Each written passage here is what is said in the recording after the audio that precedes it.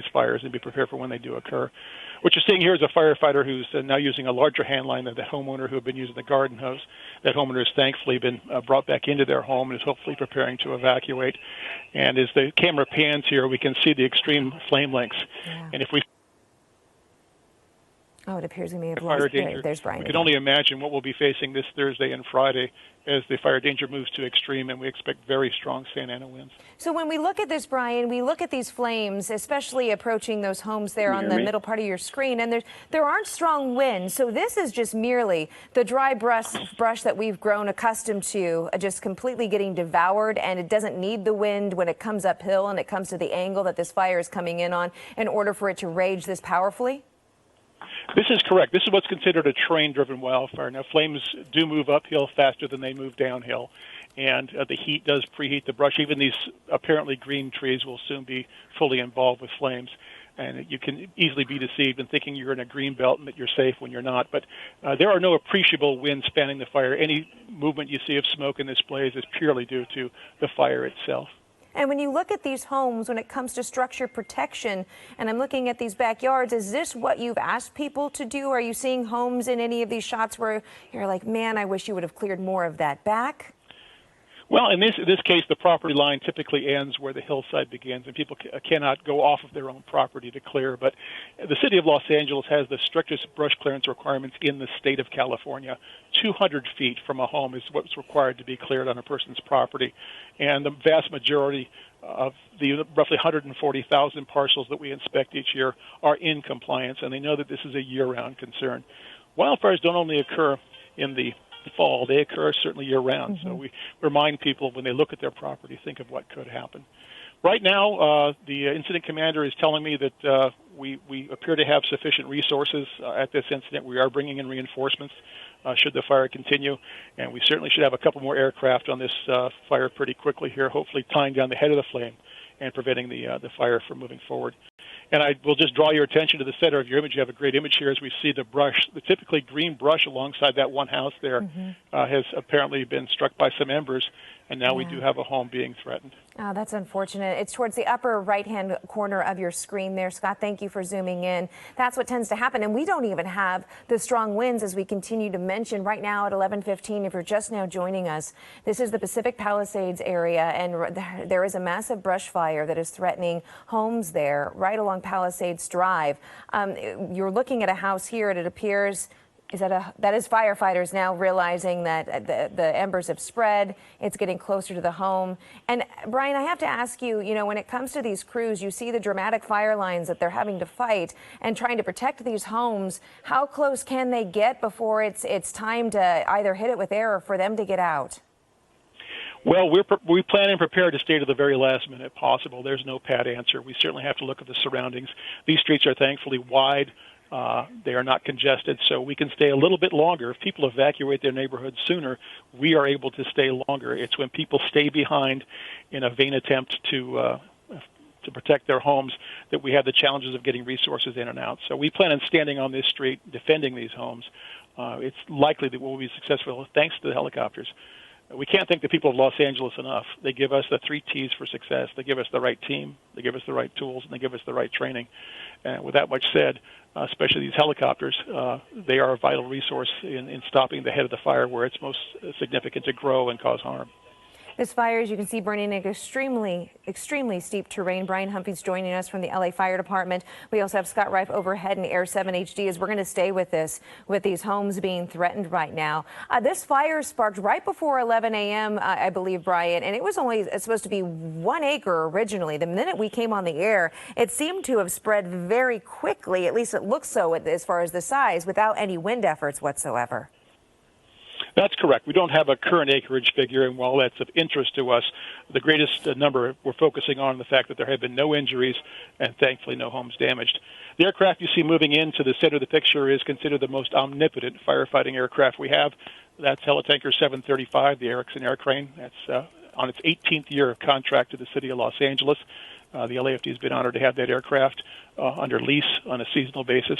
That aircraft can drop as much as 2,600 gallons of water or water and foam concentrate, and it is a great resource. It is truly lives up to its name. The nickname of that aircraft you just saw, the Incredible Hulk. Incredible. So with that helitanker and others coming in, we should be gaining the upper hand in this place shortly. It's really is it for your crews right there that are pulled along the side on the ground to kind of be focused on just maintaining that the fire doesn't hit any more of those bushes like you just saw moments ago, and making sure the homes don't catch while the helicopters then take care of the main fire line as it progresses? You touch on a top priority, but not the top priority. Okay. The top priority, sadly, is making sure that people are out of harm's way. In this case, the people who have yet to evacuate or remaining behind, making sure they get out of harm's way, because they are the most precious thing, life above all else. Mm-hmm. That much said, the next most important thing is, as you mentioned, protecting these people's homes, their treasures, their memories, an immense investment, watching out for their pets and other things that are left behind. There's an immense amount of work here, and as a fast-moving wildfire like this, our resources are spread thin, and when people evacuate early, they really help us do our job. Yeah, get everyone out of the way so you guys can move in and do whatever you can. Right now, we have more than 150 firefighters battling this from the ground and the air. Those helo tankers that you just mentioned, where are they getting their water right now, Brian? I have not yet seen. We have a variety of reservoirs in the area they can take from the ocean, but typically do not. The fixed-wing super scoopers often do, depending on how choppy the seas may be nearby. But we do have some reservoirs nearby, and the helitanker that you saw can fill in a little more than a minute and be back at the scene. And now you look at the scene here. This is not snow. This is, again, an ember cast, as we're seeing the onshore breeze ever so slightly moving the smoke back over. And this is when we start having problems with evacuation. People who were in the bright sunlight begin to realize that the tables may be turning. And we have to keep a close eye here as visibility is limited, and making sure that, again, people get out. I can't stress it enough. People get out of harm's way so firefighters can get in and do the most important things and then protect their belongings. And with so many homes threatened right now by this brush fire that has been growing, you can see your crews there trying to douse it. They're hidden behind that home there from the ground as we continue to see water drops from the air. That smoke has grown considerably darker, more vast, thicker, and like you said, it's not snowing. These are embers, it appears, that are falling. How dangerous is that? I mean, obviously your crews have the right gear with them to protect themselves in these situations, but for the homeowners, I doubt it that they have anything that's going to protect them.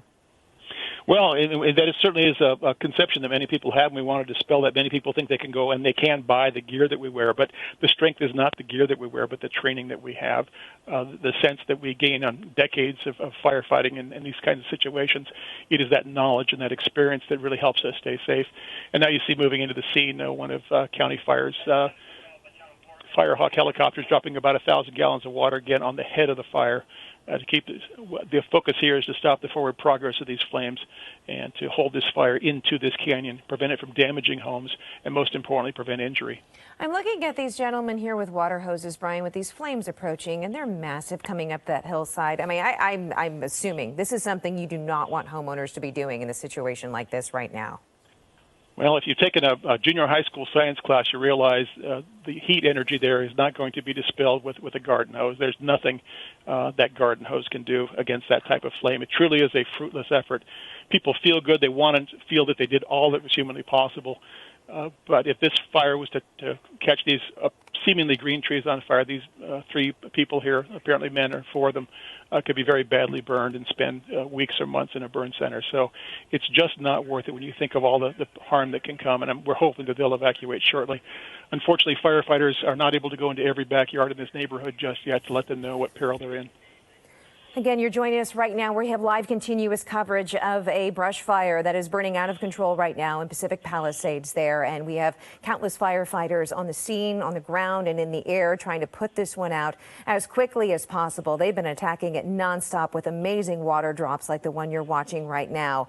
I'm getting word from our desk too, Brian, that we're getting fixed-wing aircraft being ordered by the fire department. What can you tell us about that? Well, the fixed-wing aircraft will include both offensive aircraft, the aforementioned super scoopers, the bright yellow airships that are on lease to the County Fire Department from Quebec, Canada, and if retardant is necessary, which has been in the staging sense, the aircraft that dropped the slurry, the retardant slurry, the Phos-Chek. Right now we're hoping for offensive aircraft. The super scoopers is the first angle here, and the retardant aircraft, if they are to be used, will be used at somewhat of a distance from this fire. But we want to keep this fire from moving any further into the Santa Monica Mountains. Now, I do have to attend an 11:30 briefing with the Incident Command, so I want to thank you so much for joining us. Please stay tuned. And let your viewers know that even if you may not hear us on air, we're in constant contact with the Channel 7 newsroom, making sure that they have the very latest for you to bring to the air. And Brian Humphrey with LA Fire, thank you so much for your time and your perspective and keeping us up to date on all the details. We'll let you go back to that briefing meeting, and if you get anything, we're looking forward to your updates as well after that meeting, sir. Okay, you have Scott Reif overhead in Air 7 HD. Scott, we just heard from Brian, and I mean, the winds aren't even, look at this. The winds are not even strong right now, and these gentlemen are now possibly running for their lives. They found themselves in a dangerous situation. Yeah, they wanted to stay and try and protect their homes, but it looks like this home right here is going to be very difficult to protect. Oh, my goodness, they were in the back with the garden hoses. You saw that shot, and within just a few moments, it ripped up that hillside, and basically they had to make a run for it, get back out onto the street. And at this particular home, anyways, there's about a dozen on Charmel Lane. This home here is on Vista Grande Drive, above Palisades Drive. For this particular home, there's no structure protection here yet. The fire department has not gotten into the back of these homes, so I really think these right now are exposed. They're going to be difficult, or it's going to be very difficult to stop the fire from spreading to those homes. That one under construction especially, that's going to go up very quickly if an ember would get on that. If we go to the right, this is Charnel Lane. Now, we actually saw under the smoke there a few moments ago, one of the homes had the trees right next to it. And then we actually saw embers on the structure itself. It's that structure right there that City Fire is hitting with a water cannon. It looks like they're trying to get as much water on top of that as possible because it did start on fire. Right there in the center of your screen, it looks like there might be some flames on that home, and you can see the smoke becomes an issue. Even if a resident says, hey, I'm going to get out here and try and stop this as much as I can and save it, at one point you'll be smoked out. You'll have to make a run for it. Let's push back in right there, Jamie, because we had a heavy amount of high flames coming up the hill. It's terrain driven, so once it gets to the top of the hill, it will die down a little bit. It's those hot air rises and it comes up that ridge line. That's what we're seeing. That's why this is taking off for the most part without any wind here. But this is, if you live in this area, you're watching, you know someone that does, Vista Grande Drive, you have to get off of that street. Open up a little bit. That's Vista Grande Drive right there. You see a firefighter just pulling up. The other street that sort of parallels it and turns to the right, that's Charmel Lane. So basically all of those homes right now are threatened. The sky crane will be right back, went to Encino Reservoir, or the air crane, and we understand the super scoopers, we believe they are airborne. They can get water right off the Pacific Ocean and get back in here. So it looks like we're going to get more support here at any moment, but the fire department just showed up now for these homes right here, and you can see right there, you still have residents saying, boy, let's get out of here, and backing their vehicles out as quickly as possible, getting what they can get, and getting out, and then you still have some with their garden hoses thinking they're going to try and save what they can. You know, it's their home. They want to do the best they can to save it, but in some circumstances that can get you injured or killed, and these are the type of circumstances when that can happen. And we've seen a lot of folks just making a run for it, Brandy, trying to get away from their homes when the fire got to the top of that ridgeline. Oh, man, here's another look on the right from that moment when that fire started coming up that hillside, and those are the men with the garden hoses who ended up making a run for it. I want to give you a quick update. 20 acres have now burned in this fire, and Brianna Ruffalo standing by. Brianna, as we continue to look over these live pictures with Scott and some of the earlier video of just how large these flames are, what's surprising and we're kind of thankful right now is there aren't very strong winds right now.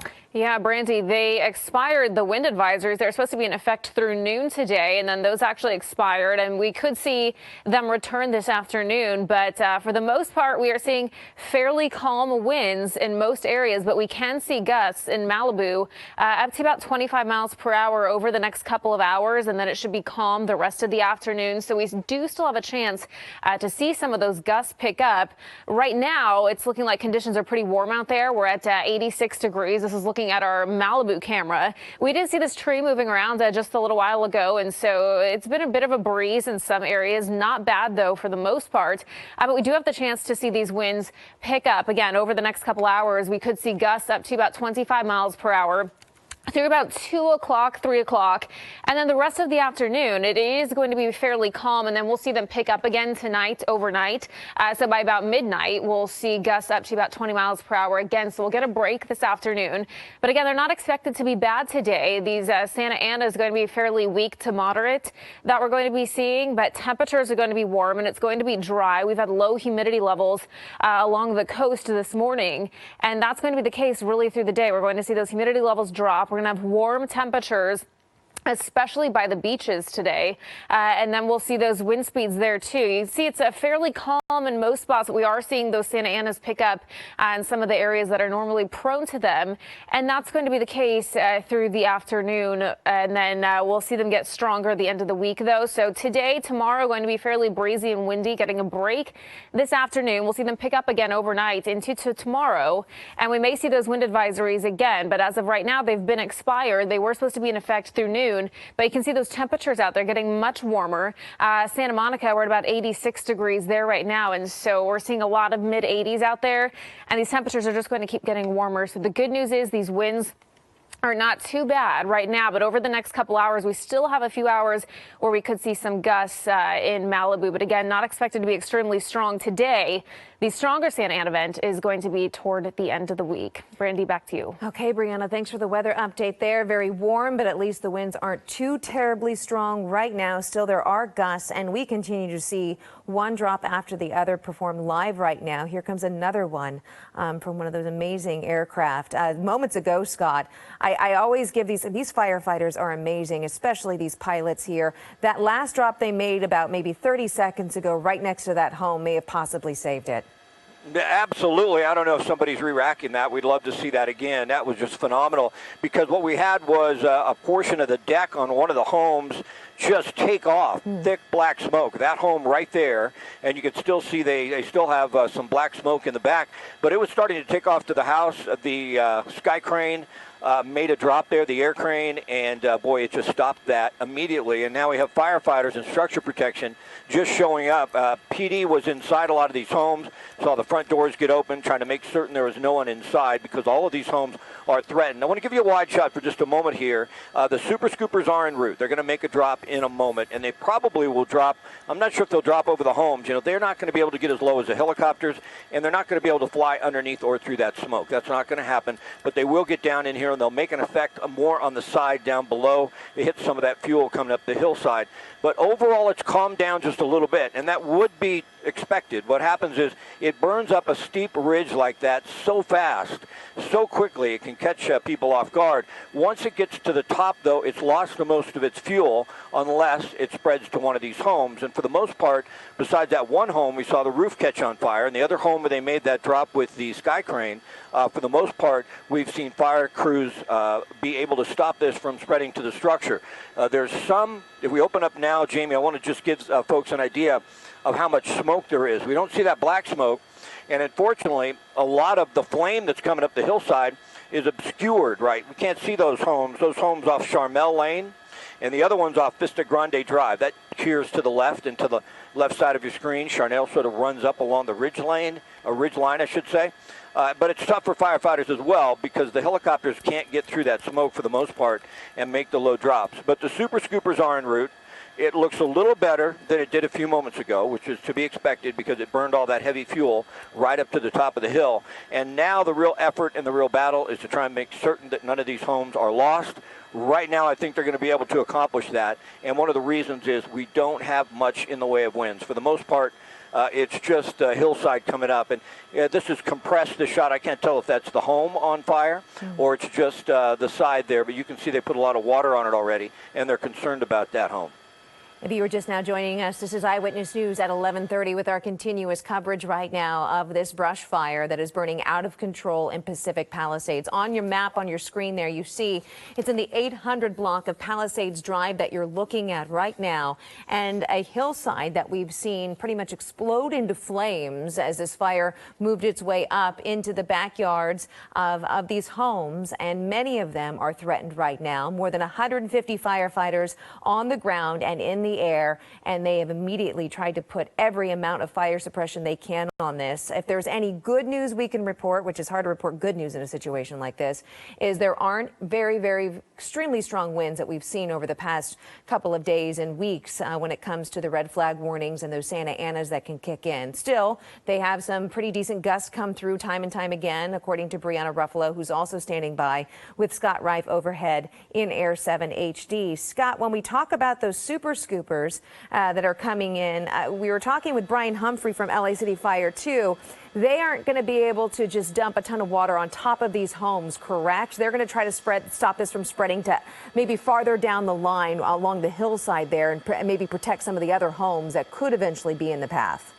Exactly. More than likely, they're going to try and get their water on the brush and stop it from really just starting to get so hot and intense that they can't stop it from spreading. It's going to be difficult, though, as you see this shot, when we open up a little bit, for the helicopters even to get water exactly where they want, because now it's a smoke event. But it's good to look at this shot and not see a lot of thick black smoke. We're seeing mostly white smoke. We're seeing a lot of structure protection in place. That aircraft right there can drop 1,000 gallons. That's a Black Hawk. They turned it into a Skyhawk. And you can see how effective those water drops are. And Brandy, I don't know if we can re-rack that drop from the Sky Crane to the air crane. That was phenomenal. I mean, that really saved the house. It looked like it was a direct hit. It stopped that fire from completely starting to consume the home. So just to give you an idea, that is Charmel Lane that runs right along the ridgeline.